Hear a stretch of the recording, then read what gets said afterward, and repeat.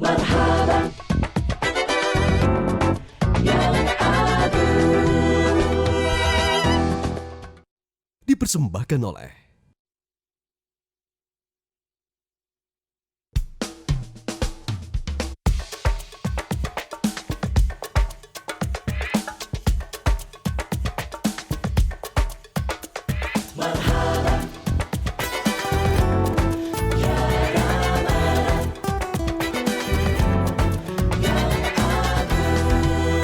Tamu agung telah tiba, sapa kita dengan setia, janjikan ampunan dosa, bukakan pintu surga. Ramadan ya Ramadan, bulan nan penuh berkah, rindu kami tak tertahankan, beribadah penuh gairah. Adakah kita berdiam saja, biarkan dia berlalu percuma. Iman hanya ucapan belaka, tanpa amalan secara nyata. Wahai kaum beriman, bangkitlah rebut kemenangan. Mari isi bulan suci Ramadan, bangun peradaban berkemajuan.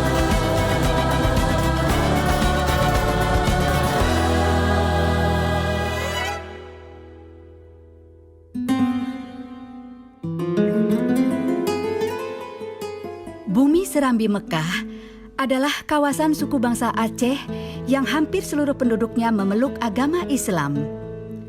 Fakta ini tak terlepas dari sejarah negeri Rencong yang merupakan pusat penyebaran Islam di Nusantara melalui Kesultanan Samudra Pasai di pesisir pantai utara Sumatera di kota Lok Sumawe. Provinsi yang terletak di ujung utara Pulau Sumatera ini menyimpan banyak tempat wisata alam yang indah. Mulai dari pulau, pantai, bukit, hingga air terjun. Selain itu, Aceh memiliki ragam seni dan budaya yang sangat kaya. Selama ratusan tahun, terus berkembang dalam kehidupan masyarakat hingga saat ini. Salah satu tagline yang pernah populer di Aceh adalah The Light of Aceh atau Cahaya Aceh. Menjadi refleksi bagi Aceh dalam memperkenalkan Islam sebagai agama yang rahmatan lil alamin.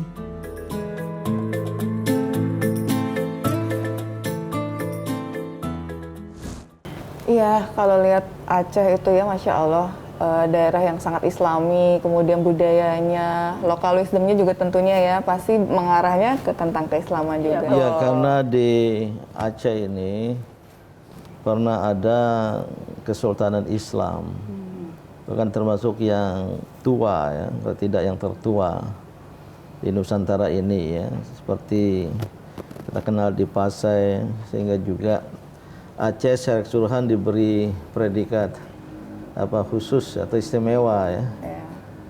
Selain Yogyakarta dan juga daerah khusus ibu kota Jakarta, dan bahkan sekarang diberi kewenangan untuk menerapkan syariat Islam, tentu dalam konteks keindonesiaan gitu.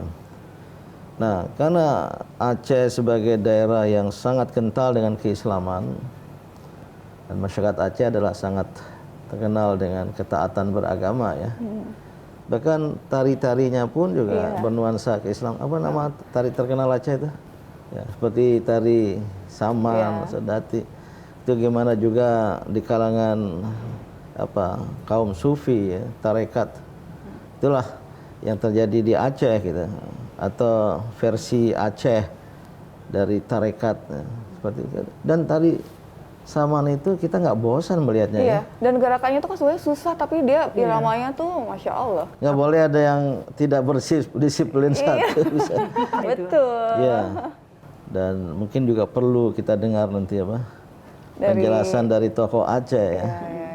Mungkin kita ingin awali ini bahasanya kita bukan orang Aceh ya. Iyo na tega ta ibadat, taharkat yo goh mati. Beribadatlah selama masih kuat dan bekerjalah cari rezeki sebelum mati. Jadi ada dalam falsafah Aceh ini ada konsep tentang mati, ibadat dan rezeki. Dan nanti coba kita dengar ya apa penjelasan dari tokoh Aceh ya. Mungkin kali ini kita dengar nanti seorang cendekiawan ya, untuk menjelaskan pepatah ini kepada kita semua.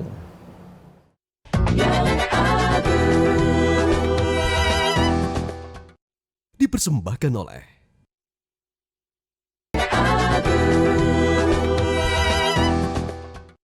Dipersembahkan oleh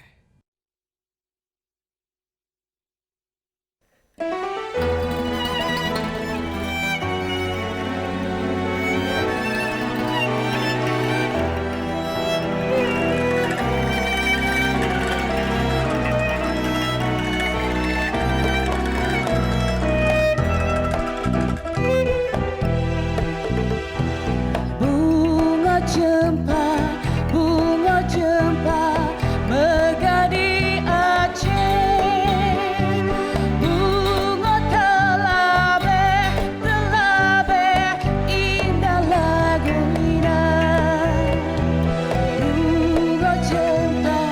Bunga cempa megah di Aceh, bunga telabe indah lagu indah.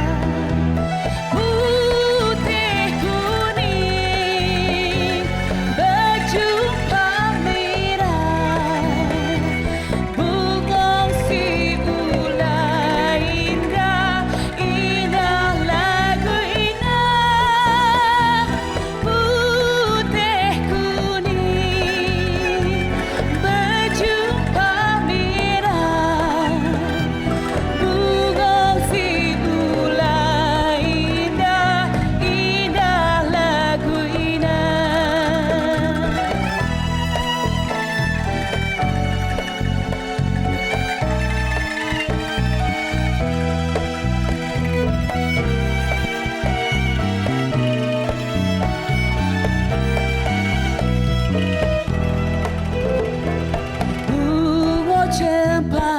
Bunga cempa megah di Aceh,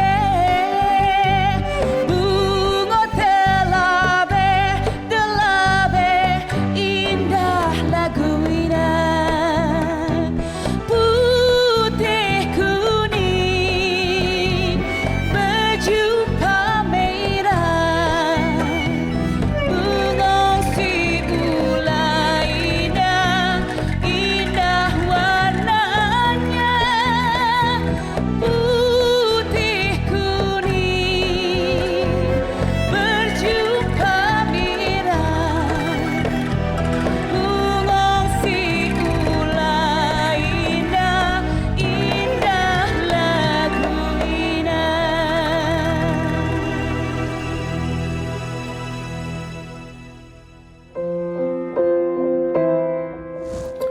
Bismillahirrahmanirrahim. Dalam kearifan lokal masyarakat Aceh dikenal falsafah Aceh yuhna tiga ta ibadat, taharkat, yuhgoh mati, yang bermakna selagi kuat beribadahlah, berusahalah mencari rezeki Allah sebelum mati. Di dalam kehidupan masyarakat Aceh yang agamis, dituntun agar masa dan waktu dimanfaatkan dengan sebaik-baiknya untuk beribadah kepada Allah.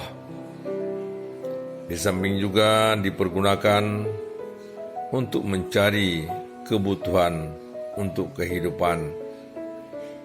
Jadi kebiasaan ini yang ditunjukkan masyarakat Aceh, baik yang tua ataupun sudah sepuh, ataupun yang muda untuk berbondong-bondong beribadah kepada Allah saat tubuh masih sehat dan kuat, serta mencari rezeki Allah yang seluas-luasnya sebelum kita mati.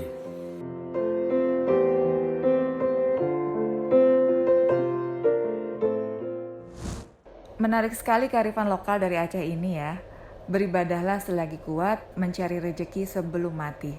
Nah, ini orang kadang-kadang suka menunda-nunda ibadahnya. Mau pergi haji, nanti dulu kalau sudah tua. Mau menutup aurat, nanti dulu karena merasa masih muda. Mau apa selalu ditunda-tunda. Ini nampaknya kearifan lokal Aceh perlu diadopsi ke tempat lain.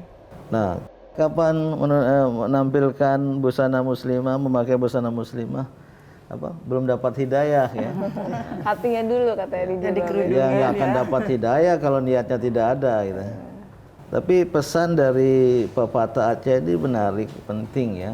Selama masih sehat, tegap, badan masih sehat, maka jangan lupa beribadat. Jadi hidayah itu jangan ditunggu. Iya. Ya, jangan merasa dipanggil, tapi harus dicari, dikejar. Iya, betul. Ya, dan kalau mencari rezeki, carilah rezeki sebelum mati kira-kira ya. Beribadatlah selama masih kuat dan bekerjalah cari rezeki sebelum mati. Jadi ada dalam falsafah Aceh ini ada konsep tentang mati. Tentang kematian sebagai akhir hidup ya. Dalam arti bahwa manusia itu punya batas waktu, ajalan musamma. Ya, adalah batas waktu tertentu ya.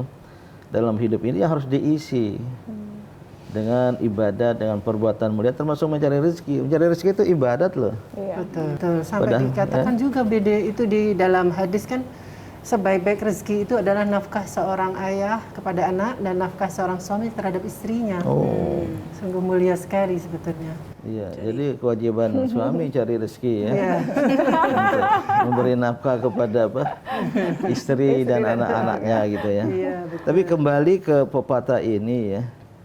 Saya kira menarik sekali, ada perintah beribadat dan cari rezeki. Ini sering kita memisahkan seolah-olah ibadat itu hanya sholat, puasa. Sementara mencari rezeki dikeluarkan dari ibadat. Padahal berusaha mencari rezeki itu kalau diniatkan sebagai ibadat.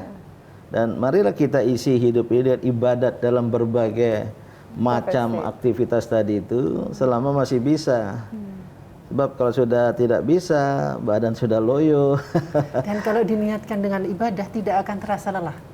Oh begitu, iya betul. Karena semua niatkan terhadap Allah, jadi tidak akan mengeluh. Coba lihat dalam bulan puasa ya. Kalau kita beribadat, berniat untuk berpuasa, insya Allah kita tahan. Tapi kalau tidak berniat, nggak kuat. Nggak kuat.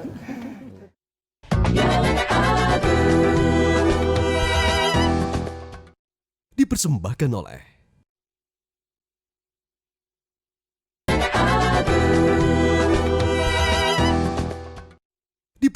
oleh Nah, kalau falsafah Aceh ini kalau ditarik ke keislaman sangat kental banget ya Bang ya. Mungkin Saya yakin ini berdasarkan nilai-nilai Islam. Selain karena Aceh ini adalah daerah yang sangat kental dengan keislaman, maka ya, nilai-nilai budaya termasuk kata-kata hikmah, kearifan lokal semacam ini sangat berasal dari Islam. Apalagi juga ada kata-kata Islami ya, ibadat. Kemudian mati itu dari bahasa Arab. Mirip juga sama itu ya Bang, yang ada kita harus ingat mau mati besok, makanya harus terus berusaha. Itu ada ayatnya ya. Iya. Memang disebutkan dalam sebuah hadis, i'mal lidunyaka ka'annaka ta'ishu abadan wa'mal li akhiratika ka'annaka tamutu ghadan. Yang artinya berbuatlah untuk duniamu seakan-akan engkau hidup selamanya dan berbuatlah untuk akhiratmu seakan-akan engkau mati besok. Jadi berbuatlah untuk akhiratmu. Iya.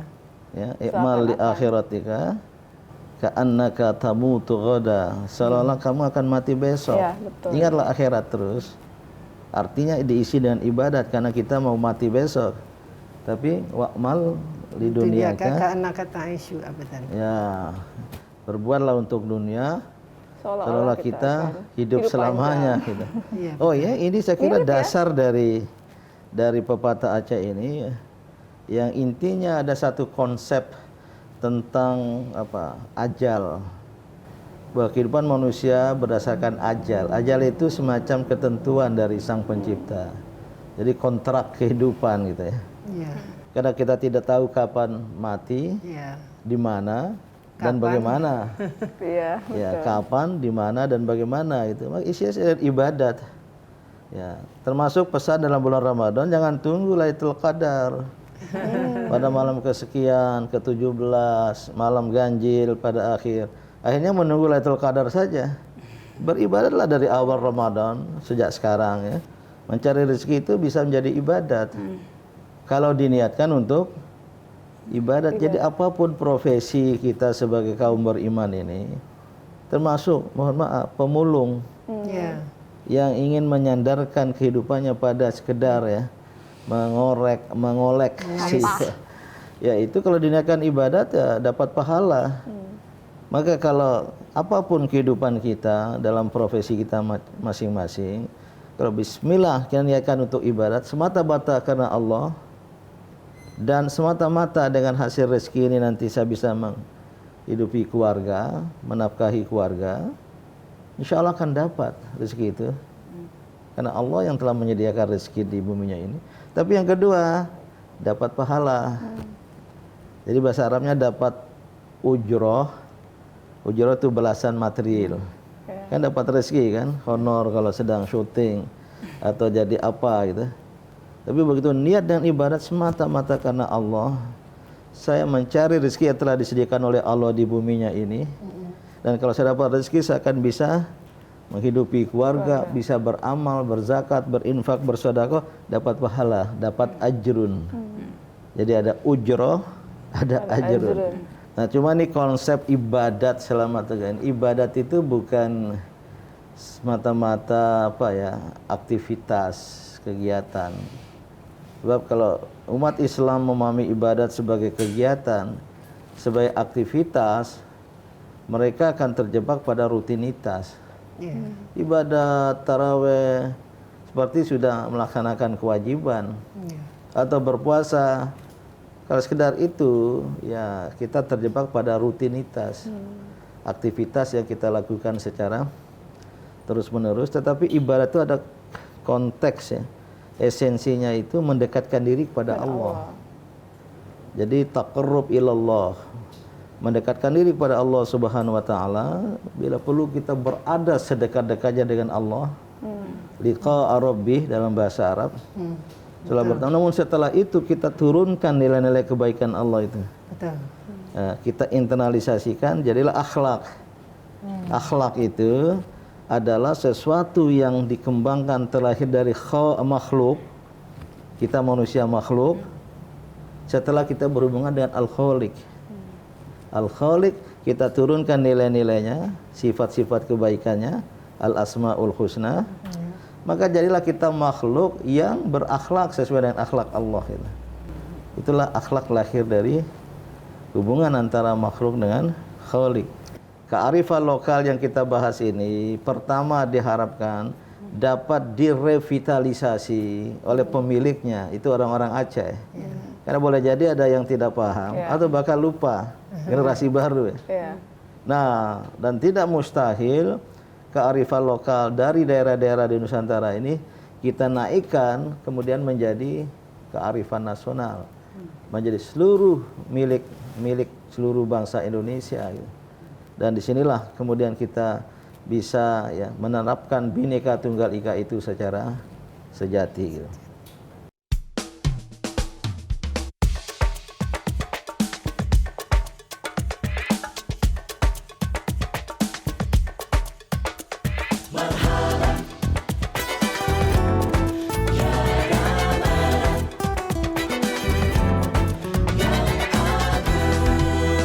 Tamu agung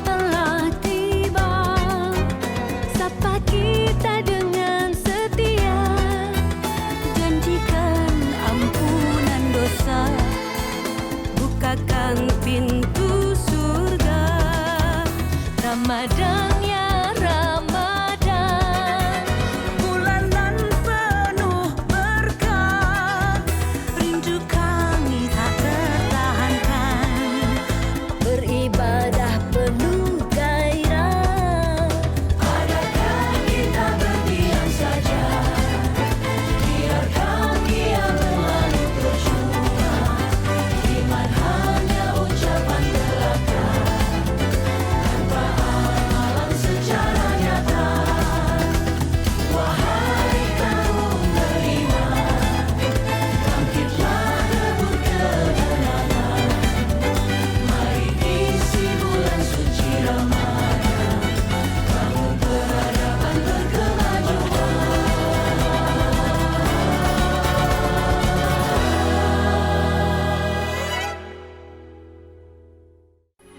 Metro TV.